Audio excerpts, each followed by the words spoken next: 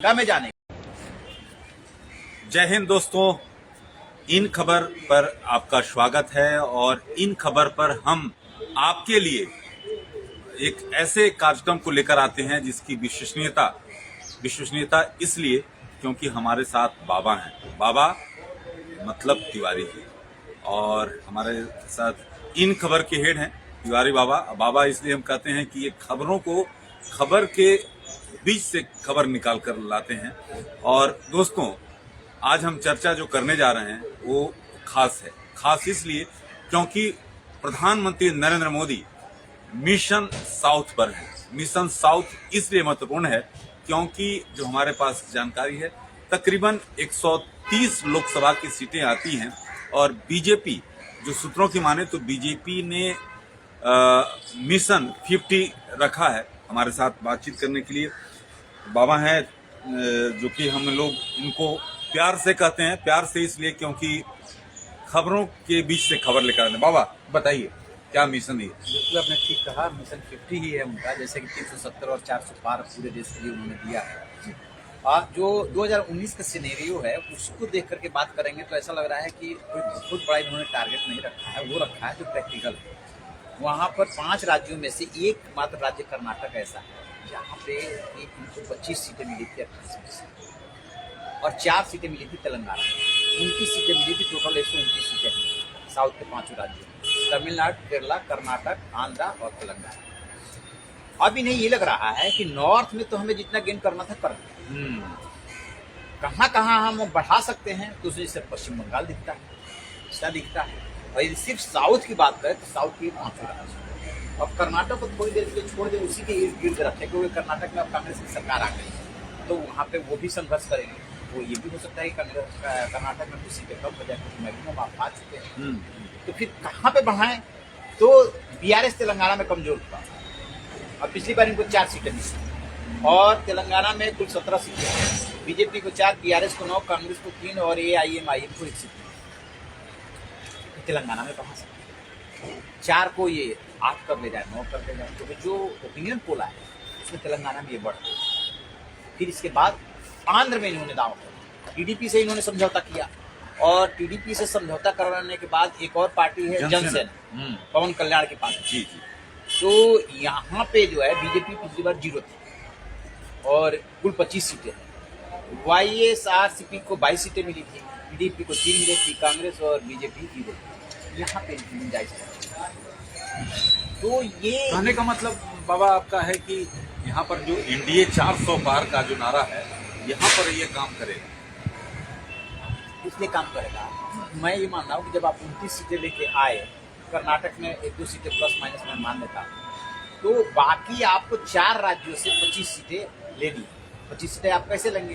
तो आंध्रा में संभावना बन रही है और तेलंगाना में संभावना बन रही है। केरल के लिए प्रधानमंत्री नरेंद्र मोदी बोल चुके हैं कि डबल डिजिट में वोट शेयर हुआ, तो हम उम्मीद करेंगे कि डबल डिजिट में वोट दिया है, सीटें दिया। और वहाँ पर जो है केरल में अब की बार गुंजाइश बन रही है। बेशक वो सीटें कम हैं, क्योंकि हमेशा नेता तो बड़ा दावा करता है। खाता खुलेगा मतलब? हाँ, खाता खुलेगा। राजीव चंद्रशेखर लड़ रहे हैं वहाँ से। हाँ, तो वो सब जो सीटें, खाता तो खुलने जा रहा है। अच्छा। तमिलनाडु में 2014 में ये 1 सीट पा गए, लेकिन 2019 में ये खाता नहीं खुला। और जिनके साथ AIADM के साथ इनका समझौता था, वो भी 1 ही सीट में सिमट गई। इस बार तो PMK से हो रहा है। हाँ, तो जो वहाँ पे सीटें हैं 39, इसमें जो है बीजेपी की गुंजाइश बन रही है। और जितने जो सर्वे आए, ओपिनियन पोल हुए, उसमें भी बीजेपी को सब जगह इन जगहों पे खाता खुलता हुआ दिखाया जा रहा है। लेकिन बाबा, प्रधानमंत्री लगातार आप देखिए साउथ जो है का दौरा लगातार कर रहे हैं। चाहे आप राम मंदिर के समय से देख लीजिए, जो शुरुआत है, हमको लगता है कि देखिए अब ये मोदी ने एक बार ना, ये 2019 का प्रेस कॉन्फ्रेंस थी या 2019 की press conference as a PM, जब अमित शाह के साथ प्रेस कॉन्फ्रेंस में बैठे थे, तो अब उन्होंने कहा था ना कि बीजेपी ने अपने चुनाव अभियान की शुरुआत कहाँ से की? मेरठ से, और कहाँ जाके खारगोन खत्म किया। तब उन्होंने इस तरह की इशारा किया था कि बीजेपी कुछ भी बिना सोचे समझे नहीं करती, बहुत प्लानिंग के साथ करती है और धीमा के साथ उन्होंने कदम किया। ठीक इसी तरीके से यदि साउथ के वो मिशन पे है, तो ये आज का इनका प्लान नहीं है। आप याद कीजिए मई में, पिछले साल मई में नई पार्लियामेंट मई जून का ही महीना था जब उद्घाटन हुआ, वो लाया कहाँ से? तमिलनाडु। तमिलनाडु से, हाँ। और वहीं से जो है पंडित बुलाए गए और वो मंत्रोच्चार जो हुआ वो नॉर्थ और साउथ को जोड़ने के लिए वहां से ये अभियान की शुरुआत करते हैं। इसके बाद अभी जब अयोध्या में राम मंदिर का उद्घाटन हुआ तब किस तरीके से नॉर्थ और साउथ को जोड़ा गया और कैसे वहां से आने वाले लोगों की वहां पे व्यवस्था की गई। तो जैसे भगवान राम ने जो है लंका में जाने के लिए पुल बनाया रामेश्वरम, तो इन्होंने भगवान राम के नाम को सिद्ध बनाया कि नॉर्थ और साउथ को कैसे जोड़ा। तमिल संगम कराना, हाँ बताइए, वाराणसी में देखिए। हाँ, तो इन्होंने राम नाम का सेतु बना दिया है और उन्हें ऐसा लगता है कि यही वो राम नाम का मंत्र है जो लोगों को इमोशनली टच करता है और इससे नॉर्थ और साउथ को जोड़ा जा सकता है।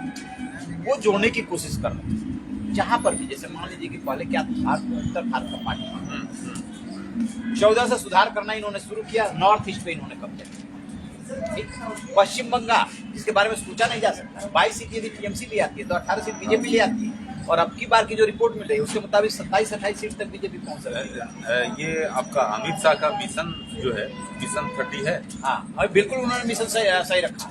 ये जो चोट लगी है ना, इसके पीछे भी कारण है। अच्छा। हाँ, तो वैसे ही जैसे कि 2021 के चुनाव में कहा, जो पैर, हाँ, तो ये वो राज्य देख रहे हैं। ऐसे उड़ीसा में भी इन्होंने छाटा है और इन 5 राज्यों में, कर्नाटक में तो मान के चल रहे हैं कि हम अधिकतम पा लिए, 4 राज्यों में ये इसी हिसाब से इमोशनली टच कर रहे हैं। अब जब चुनाव का ऐलान नहीं हो रहा था तब जहाँ भी प्रधानमंत्री जा रहे थे वहाँ विकास परियोजनाओं का शिलान्यास और उद्घाटन कर रहे थे, उससे भी जुड़ रहे थे कि सिर्फ हम जो है जुबानी बात करने के लिए नहीं आए हैं, हम आपको कुछ देने के लिए आए हैं। और टीआरएस तेलंगाना में कमजोर थे, टीडीपी से जाके आंध्र में इन्होंने हाथ मिला लिया। तो जहाँ जहाँ जिससे हाथ मिला सकते हैं और सीटों को बढ़ा सकते हैं वो सारे जतन पहले से कर चुके हैं, पूरी रणनीति बना चुके हैं। तो यदि 29 सीटें अभी तक थी और 50 का टारगेट लेके चल रहे हैं तो ऐसा नहीं है कि ये अचीव नहीं कर सकते। मैंने मुश्किल नहीं लग रहा नहीं लग रहा। देखिए, बाबा जो है, चाय पर चर्चा हम लोग कर रहे हैं और चाय पर चर्चा ये इसलिए खास है कि बाबा जो है पूरा गणित भाग इन्होंने कर लिया है। पूरा इन्होंने पहले डिटेल रिपोर्ट अपने सोर्सेज से, उसके बाद जो रिपोर्टर्स थे, उसके अन्य जो है प्रिंट मीडिया के, फिर अफसरों से सारा चीज बातचीत करके इन्होंने कहा कि नहीं, आज तो चर्चा करेंगे मिशन साउथ पर। जो प्रधानमंत्री का मिशन साउथ है, तो क्या मिशन ये पूरा होने वाला है? तो बाबा का कहना है कि ये असंभव नहीं है। ये इनकी जो रिसर्च है, जो ग्राउंड जीरो से रिपोर्ट है, ये कहता है बाबा। लेकिन ये जो चीजें हैं कि आपने कहा कि कर्नाटक में मैक्सिमम लेवल पर है, टीडीपी और जनसेना से आप यहाँ पर करते हैं, तो उसकी भरपाई आप कर लेंगे यहाँ पर? बिल्कुल, आंध्र में बढ़ाएगा। अभी आंध्र में 0 पे है ना, तेलंगाना में 4 पे है ना, जी जी। तो वहाँ पे भरपाई होगी। और इसके अलावा जो है केरल में खाता खुले, तमिलनाडु में 2014 में एक खाता खुला था, 2019 में नहीं खुल पाया था।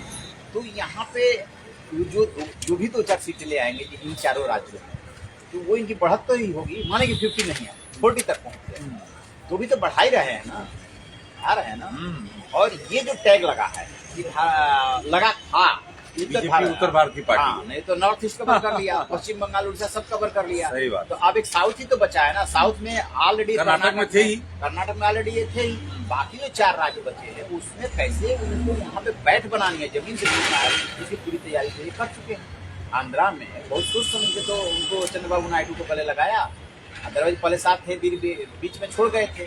ठीक ऐसे ही तेलंगाना की बात करें तो जो एक्शन हो रहा है, जो वहाँ का माहौल बना है, उसमें भी ये हावी होने की कोशिश करेंगे। ये बात ठीक है कि वहाँ पे कांग्रेस की सरकार है, लेकिन होता क्या है, कुछ दिन भी आप सरकार चला लेते हैं ना, तो आपको फिर उसके एंटी जो इमोशंस होते हैं, हाँ, उसको भुनाने में आसानी हो जाती है। हर कोई मोदी नहीं है कि जो है प्रो गवर्नमेंट जो है माहौल बने, तो वो ये पूरी कोशिश अपनी तरफ से कर रहे हैं और हर पार्टी करती है, इसमें कोई नई बात नहीं है। लेकिन इनके साथ जो है ना प्लानिंग है। और मैं जब उस ओपिनियन पोल और सर्वे देख रहा था तो उसमें देख रहा था कि जो अलग अलग एजेंसियों ने कराया है उसमें 2 सीट 4 सीट हर जगह इनको दिखाया जा रहा है।